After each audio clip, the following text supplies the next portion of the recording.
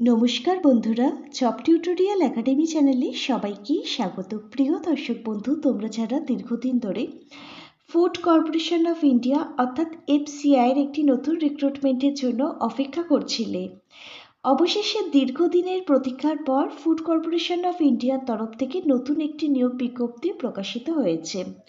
সম্পূর্ণ একটি নতুন নিয়োগ বিজ্ঞপ্তি, একাধিক শূন্যপদে যেখানে নিয়োগ হতে চলেছে।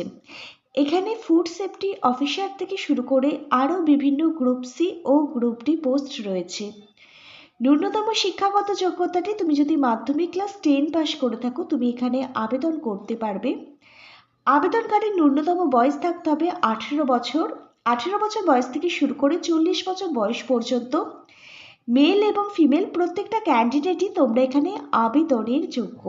প্রত্যেক মাসের শুরুতে খুব ভালো মানের স্যালারিও থাকছে তোমাদের সকলের জন্য। আর এবারে সম্পূর্ণ আবেদনটি প্রত্যেককে কিন্তু অনলাইনে করতে হবে।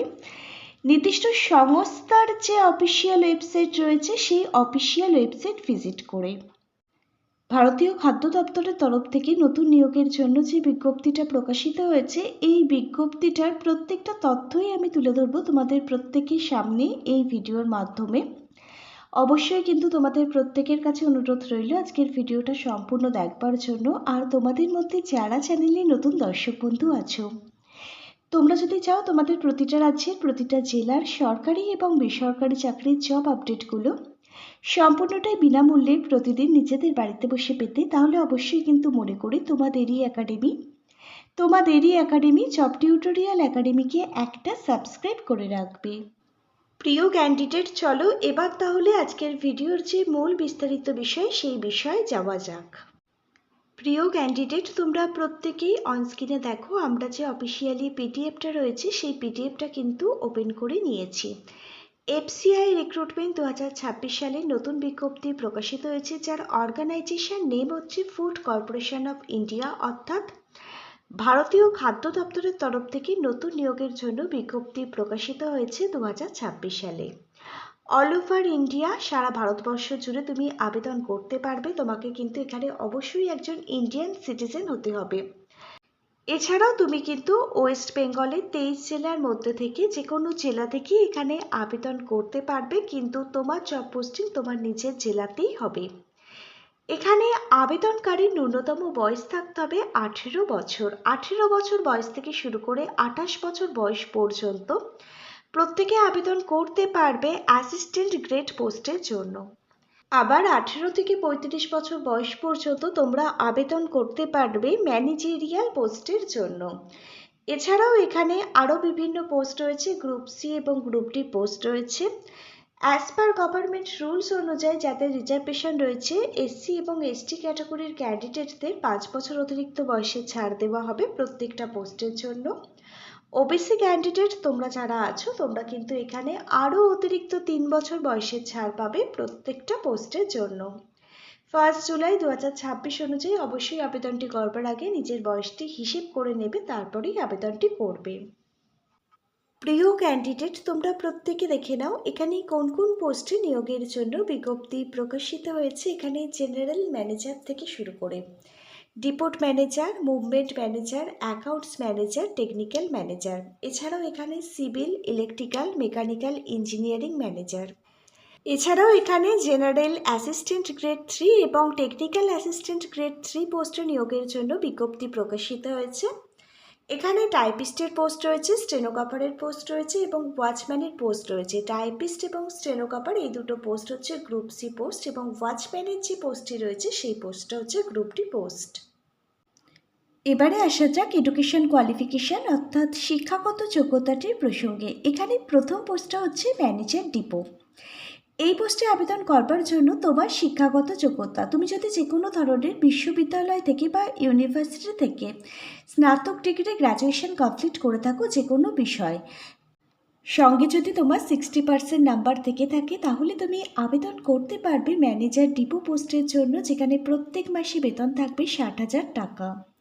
দ্বিতীয় পোস্টটা এখানে হচ্ছে সিভিল ইঞ্জিনিয়ারিং ম্যানেজারের পোস্ট। এই পোস্টে আবেদন করবার জন্য তুমি যদি যে কোনো ধরনের ইনস্টিটিউশন থেকে ইঞ্জিনিয়ারিংয়ের ডিগ্রি নিয়ে সিভিল ইঞ্জিনিয়ারিং কমপ্লিট করে থাকো, তুমি আবেদন করতে পারবে।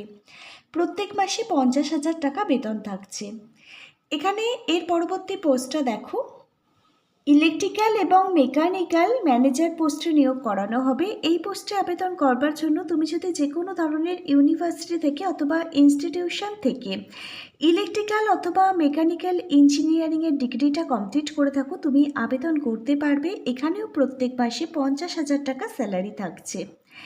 এরপর দেখো, জেনারেল ম্যানেজার পোস্টে নিয়োগ করানো হবে। এই ম্যানেজার জেনারেল পোস্টে আবেদন করবার জন্য তুমি যদি যে কোনো সাবজেক্ট নিয়ে ন্যূনতম 60% নাম্বার নিয়ে যদি গ্র্যাজুয়েশন কমপ্লিট করে থাকো, যে কোনো ধরনের বিশ্ববিদ্যালয় থেকে আবেদন করতে পারবে। এখানেও 50,000 টাকা তোমাদের জন্য প্রত্যেক মাসের শুরুতে বেতন থাকছে। এরপর দেখো, ম্যানেজার হিন্দি পোস্টে নিয়োগ করানো হবে। ম্যানেজার হিন্দি পোস্টে আবেদন করবার জন্য তুমি যদি যে কোনো ধরনের স্বীকৃত বিশ্ববিদ্যালয় থেকে মাস্টার ডিগ্রি হিন্দি অথবা ইংলিশ এই দুটো বিষয়ের মধ্যে যে কোনো একটি বিষয় করে থাকো এবং তোমার যদি 5 বছরের অনুবাদ কাজের অভিজ্ঞতা থেকে থাকে, তুমি আবেদন করতে পারবে ম্যানেজার হিন্দি পোস্টের জন্য। এখানে প্রত্যেক মাসে 50,000 টাকা বেতন থাকছে।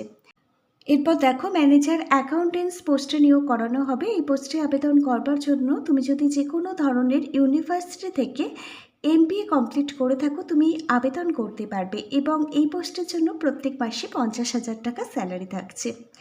ম্যানেজার মুভমেন্টস পোস্টে তুমি যদি আবেদন করতে চাও, তোমার যে কোনো বিশ্ববিদ্যালয় থেকে তুমি যদি গ্র্যাজুয়েশন ডিগ্রি কমপ্লিট করে থাকো, তুমি আবেদন করতে পারবে এবং 60% নাম্বার থাকতে হবে তোমার কিন্তু, তবেই তুমি কিন্তু ম্যানেজার মুভমেন্ট পোস্টে আবেদন করতে পারবে। 50,000 টাকা প্রত্যেক মাসে স্যালারি থাকবে। ম্যানেজার টেকনিক্যাল পোস্টে আবেদন করবার জন্য তুমি যদি যে কোনো ধরনের বিশ্ববিদ্যালয় থেকে কৃষি অথবা BSc ডিগ্রি কমপ্লিট করে থাকো, ফুড সায়েন্স নিয়ে পড়াশোনা করে থাকো, তাহলে তুমি আবেদন করতে পারবে। প্রত্যেক মাসে 50,000 টাকা স্যালারি থাকবে। এবার দেখো, এখানে টাইপিস্ট পোস্টে নিয়োগ করানো হবে। এই পোস্টে আবেদন করবার জন্য তুমি যদি যে কোনো ধরনের ইউনিভার্সিটি থেকে গ্র্যাজুয়েশন কমপ্লিট করে থাকো, তুমি আবেদন করতে পারবে যে কোনো সাবজেক্ট নিয়ে। কম্পিউটারে টাইপ করবার দক্ষতা থাকতে হবে। ইংরাজিতে প্রতি মিনিটে 30টা শব্দ এবং হিন্দিতে প্রতি মিনিটে 25টা শব্দ তোমাদের টাইপ করতে হবে। প্রতি মাসে 25,500 টাকা থেকে বেতন শুরু হবে। এরপর দেখো, স্টেনোগ্রাফারের পোস্ট রয়েছে। এই পোস্টে আবেদন করবার জন্য তুমি যদি যে কোনো ধরনের ইউনিভার্সিটি থেকে যে কোনো সাবজেক্ট নিয়ে যে কোনো পার্সেন্টেজ নিয়ে গ্র্যাজুয়েশন কমপ্লিট করে থাকো, আবেদন করতে পারবে। শর্ট হ্যান্ডে ইংরাজিতে প্রতি মিনিটে 80টা শব্দ এবং টাইপিংয়ের দক্ষতা তোমাকে থাকতে হবে প্রতি মিনিটে 40টা শব্দের। কম্পিউটার জানতে হবে আর প্রত্যেক মাসে 29,200 টাকা তোমাদের জন্য বেতন থাকছে। এরপর দেখো, গ্রুপ ডি পোস্ট ওয়াচম্যান পোস্টে নিয়োগের বিজ্ঞপ্তি প্রকাশিত হয়েছে। এখানে ন্যূনতম শিক্ষাগত যোগ্যতা, তুমি যদি যে কোনো ধরনের স্কুল বোর্ড থেকে মাধ্যমিক ক্লাস 10 পাস করে থাকো, তুমি আবেদন করতে পারবে।